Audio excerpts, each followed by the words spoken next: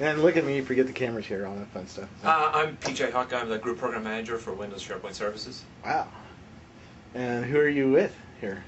This is Mike Morton, who's a Program Manager on the Windows Sharepoint Services team, working on all of our WIDB and ASP.NET integration and a bunch of the platform features in the next version of SharePoint.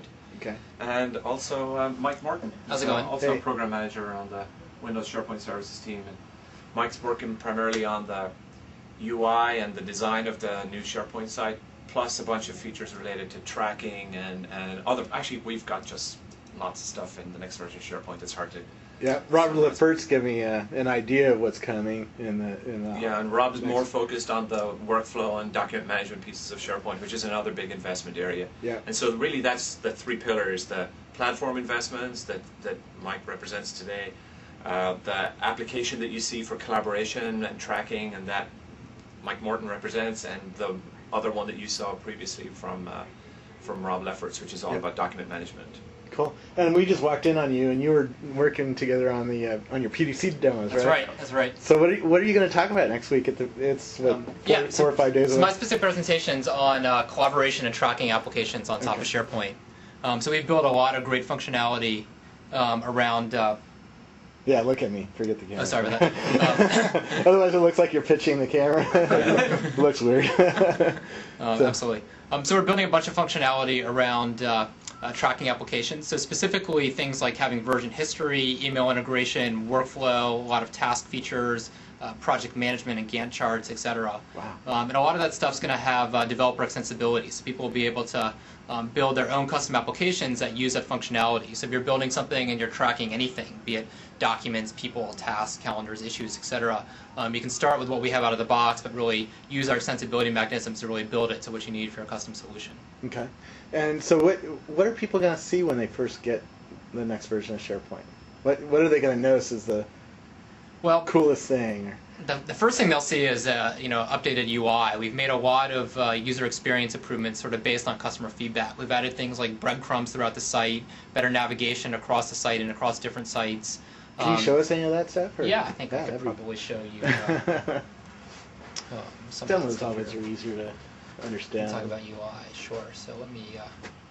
And this is totally a non-scripted demo, so we don't know if it'll work. It is early software, so. So what you're looking at here is sort of the home page of the new SharePoint team site, and I'll go ahead and click on a document library here. And if you see that document library, we now have sort of these menus kind of exposing our commands. So if I click on Actions, you'll see a bunch of the sort of the great functionality we have. Like we'll be able to take these documents offline inside of Outlook. I'll be able to open this up in the Windows Explorer and just work on documents.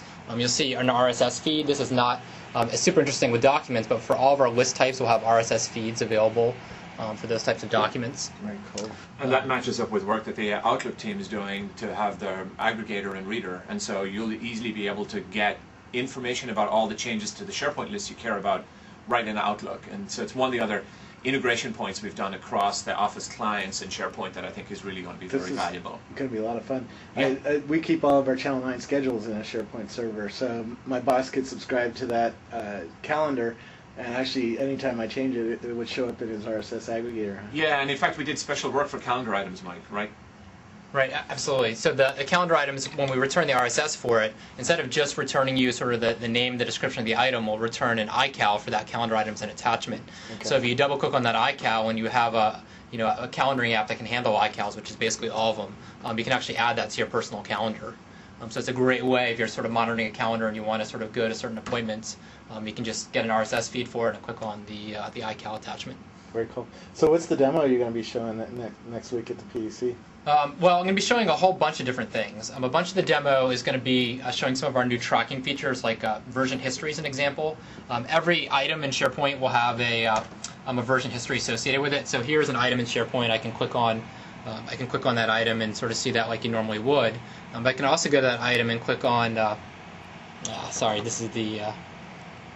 Let me see if I have it in this in this list. So this is the old build or something? No, I showed you a list that actually didn't have version history turned on. So here's an item that actually has version history turned on. If I click on version history here, you'll see that it has kind of that history for that item. So you'll see, with version 2, the priority was changed from high to low. With version 3, the due date was set. So we're not only sort of tracking the version history, but we'll actually show you a difference between what happened in each version. In fact, we'll even do kind of a line-by-line diff. So if someone changed a big rich text field, we'll actually show you what lines changed in that. This is really great for any sort of tracking thing. You want to see who was it who talked to that customer, or who marked that customer's issue as high priority or something along those lines. You can kind of do that. Cool. And it's a platform feature, so any list in SharePoint, document library, calendar, tasks, discussion boards, etc. I'll get that for free. Very cool. So we think there's a very common set of scenarios that users will have this tracking capability just for regular lists that they work on. But we also know that as compliance gets more important for customers, there's a subset of their documents where they really absolutely have to know who changed what and when the document went from one revision to another. And so the version history actually has a very deep set of capabilities built into the platform that let us build some of the more fundamental document management features that we know our customers need around compliance and regulations. I mean, underneath that, there's basically an object model for getting at the auditing status of all those various items, so you can really query those programmatically and get at all that information pretty quickly and easily. Very cool. This is really going to be useful for me. Yeah, so what I'm showing you here now is I'm looking at the settings page for a discussion board, and this is kind of our standard settings. But something you'll see that's additional is that we have these new email settings. Okay. So if I click on email settings right here, I'll actually be able to pick an email address for this list. So I can pick any alias. So I'll call this like Team Disk, for example. And I have some options like, do I want to save attachments? Do I want to save the original email? What kind of security policy do I want to have on this? And when I click OK, what will actually happen here is I'll actually create an actual new contact in the Active Directory, and I can actually send mail to that distribution list or to that contact, and it will actually show up in the discussion board of that team site. Very cool. What's the reason to use email now instead of RSS? Or what's the advantage to use RSS instead of email? Well, we have several different features here. RSS is sort of a great way of kind of getting kind of keeping in touch with sort of what's changing on your site. So for people wanting to kind of know about what's happening on a site, signing up for an RSS feed is a great option. Yeah. We have an alerts feature that you sign up for an alert and we actually send you an email when something changes. That does overlap with RSS. But the alerts feature has a bunch of advantages. It's very targeted, so you can sign up for an alert only under specific criteria. So only if an item changes that's high priority and PJ was the changer. And it will send you mail directly to your inbox, which is in some ways just a personal preference. Some people prefer to have that in their inbox flashing at you. Others prefer the more, the I check when I want to model of RSS. Yeah. What I was actually starting to show you was actually incoming email. In this case, it's actually someone sending mail to the site and having that as a way to kind of publish to the site. So it's a way that if you have communications that ordinarily happen in email, like PJ and I are just talking about something, and PJ's like, oh, that's important, we want to publish that on the team site. I can just type in the email address of that team site and have it show up right on the team's discussion board. That's very cool. Can I also if I have an existing piece of email, can I drag it to a folder and then have it appear or something like that? Yeah, you absolutely can. So you'll also be able to take several of our list types, contacts, calendar, discussion boards, document libraries, and tasks, and sync those in Outlook. So you'll actually have a two-way read-write sync, and they'll look like just a normal task folder or a contact folder or discussion folder in Outlook. And you can drag and drop things across the board. You can add things using the Outlook UI. You can do all the things that you'd normally expect to do in Outlook, but instead of it working against sort of your personal mailbox, your personal calendar, it's your team your team calendar, your team discussions. Right. With the RSS feeds, can I lock people out of those feeds like I can with normal SharePoint? I can say this is just for the Channel 9 team. And yeah, the RSS feeds. Even though you work here at Microsoft, you can't see my Channel 9 schedule, right? Absolutely. They'll follow the normal security of the SharePoint list. So if you restrict it to a certain set of people, only those people will be able to get at the RSS feeds. Very cool. And we'll have kind of complete customization on that. Can you decide to do multiple feeds? One for, let's say, my small work group, one for my bigger work group, and one for the entire company? Yeah, so the model that we have is that we have per list and per site feeds. So each list will have a feed for that particular list. And then there's a site feed that sort of aggregates all the changes across that entire site. Okay. And that you can customize that feed to say like which fields, which part of the metadata of those items do you want in that feed. There's only one of those per list, but you can have as many lists and as many sites as you want on a SharePoint server. And what format of RSS do you guys support? Yeah, we're supporting RSS 2.0. 2.0, okay, cool. And do you have an aggregator built into SharePoint at all? So I could suck in your feed and display it on my SharePoint site? We have not built an aggregator into SharePoint. Of course, Outlook is built in an aggregator, which should be sort of the premier Office aggregator. So does IE7 too. So does IE7, that's right. And we also have a lot of third parties that have already built RSS aggregator web parts as part of SharePoint today. And that's something that those will continue to work. So it's not an area that we built out of the box. Very cool. Anything else cool that in SharePoint? Oh my goodness, that's... Do we have 10 hours? Yeah, exactly. How long is that tape? Well, tape's an hour, but what are the top 5 things? You've covered most of them, right? Well, we've covered a bunch of the end-user parts. I think that if you go beyond that, I would really say we have a lot of great document management support, particularly a lot of advancements in things like workflow, supporting multiple content types, advanced major minor versioning around document management. And then we've also done really just a great job for developers. So things like event handlers being synchronous, much better support for ASP.NET, things like master pages will be a real innovation for us.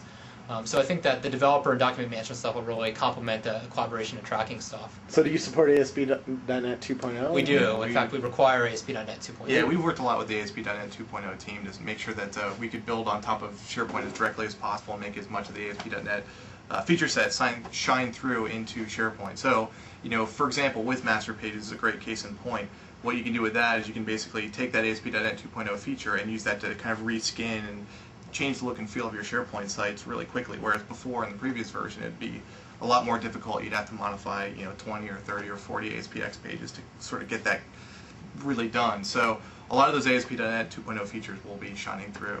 Very cool. Yeah, we've also taken the new implementation of the web parts that's in ASP.NET 2.0 and rebuilt that back into SharePoint.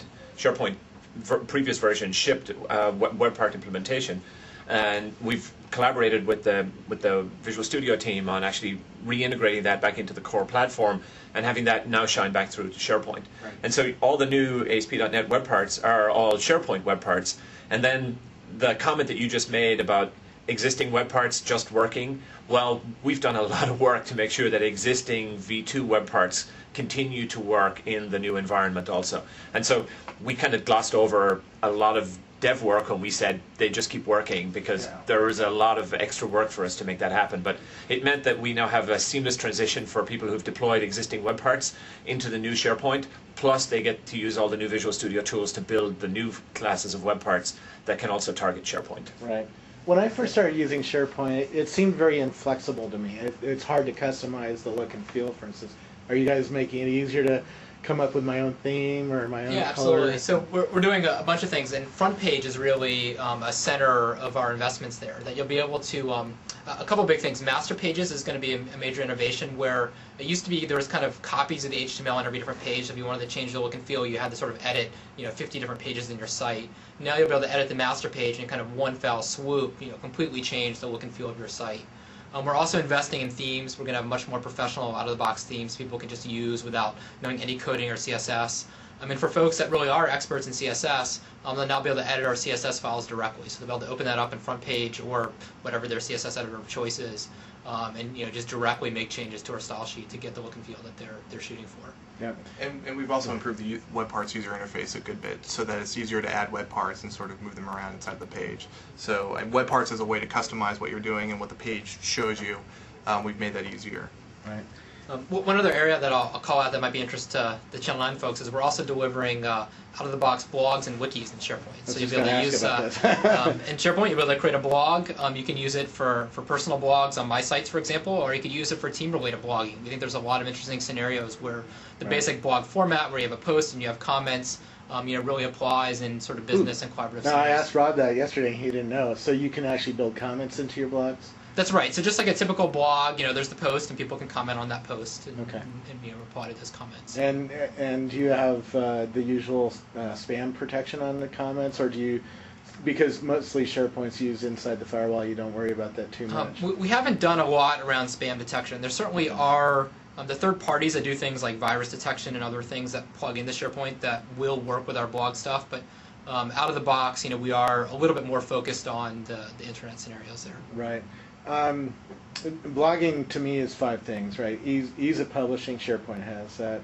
Discoverability, on my blog, when I hit publish, it pings a server called weblogs.com and says, hey, you just published. Does SharePoint have anything like that, like a centralized server that if I publish my Channel 9 site, does it tell a centralized server, hey, this Channel 9 site just published here at Microsoft? I'm not sure precisely about that. Certainly through RSS, if that had an RSS feed to the blog, it would get notified of the change. Yeah. Or you could write an event handler that write sat an event behind a handler, post and there's that, lots of options. that notified. I don't know if we have that feature out of the box, but it's trivial to. Actually, we've thought of 2 implementations for how you could add that to SharePoint if you really wanted it for your blog site. Well, for the corporation, because I could see building a whole bunch of new services that look at, like Technorati and Feedster and PubSub were built on the public blogs, right? Using weblogs.com. It might be worth calling out the search integration that SharePoint Portal has, that they're going to have this whole notion of kind of a community center and searching on top of that, which is basically it's basically search, but it's going to be looking at not just documents and simple things you think search, but across archive discussion posts and emails that I showed in that email stuff, people's blogs, people's wikis, other SharePoint content. So SharePoint Portal Server really is a great way to kind of aggregate all of that. I guess my question was, how does that server know that you just turned on a SharePoint server inside the corporation? So like at Microsoft, we have thousands of SharePoint sites all over the place, right? Well, what if I open up a new SharePoint box in my office, a foo SharePoint server at Microsoft? How does the centralized search find my box? Yeah, that's a question best answered about the search folks, but I'll give a little bit of a shot on that. Okay. There's several different ways. You can explicitly tell the central server about your machine. You can also, from that machine, point it at your portal server. So it works both ways. So there is that connectivity. The search folks also have a crawler, so if your site's linkable anywhere on the internet and they find it in the crawler, they'll see, this is a SharePoint server, not just an ordinary web server, and they'll crawl it from there. So got it. There's several different avenues. And the Microsoft IT folks would tell you that rather than spinning one up under your desk, they'd like to provide the shared service that let you easily go to the MSIT webpage that said, I want a SharePoint site. You get it on their hosted server with all of the service level that entails, and then of course that server is well known by the portal and automatically gets crawled and all that stuff gets indexed. Right. I also think that we're going to encourage people to put their personal blogs on their My Sites, and their My Sites are well known and well discovered by the portal already. Yeah. Let's see, there's 5 things that make a blog, right? So the third thing was was linking between domains.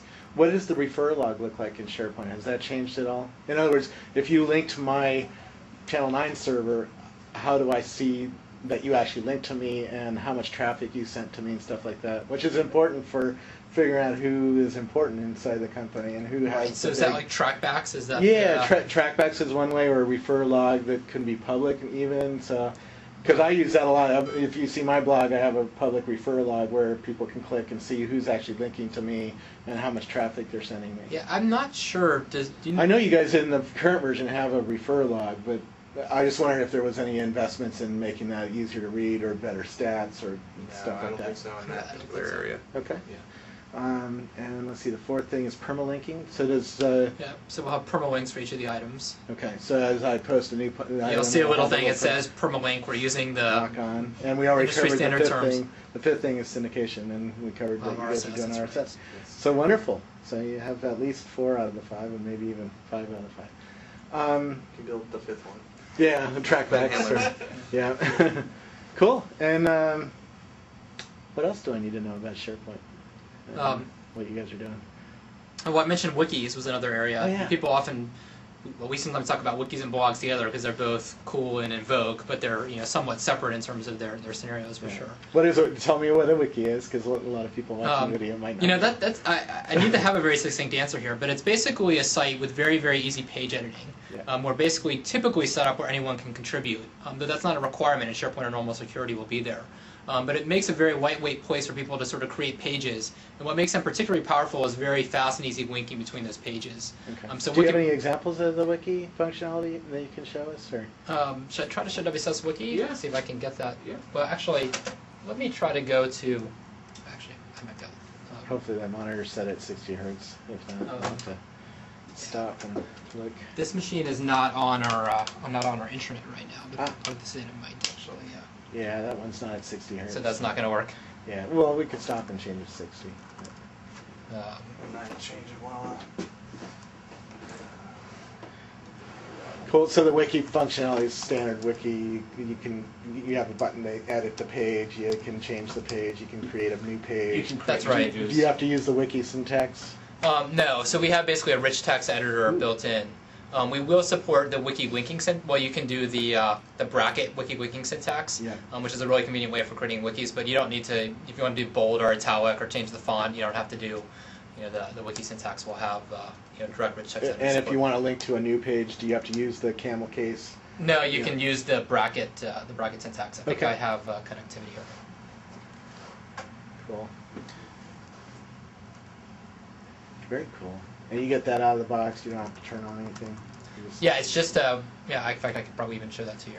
So here's here's a wiki that this is not quite the wiki. This is just a normal team site. I'm clicking on the wiki.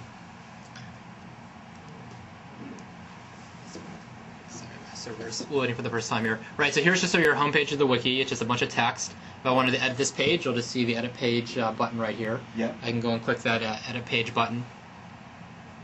And I can just start making changes to that text. So I could, make this bold, for example. When you'll just see we have a little rich text editor to do that. If I wanted to add another link to a page, I'll call this PDC demo here. Yeah. And I just type in my syntax and I'll click OK.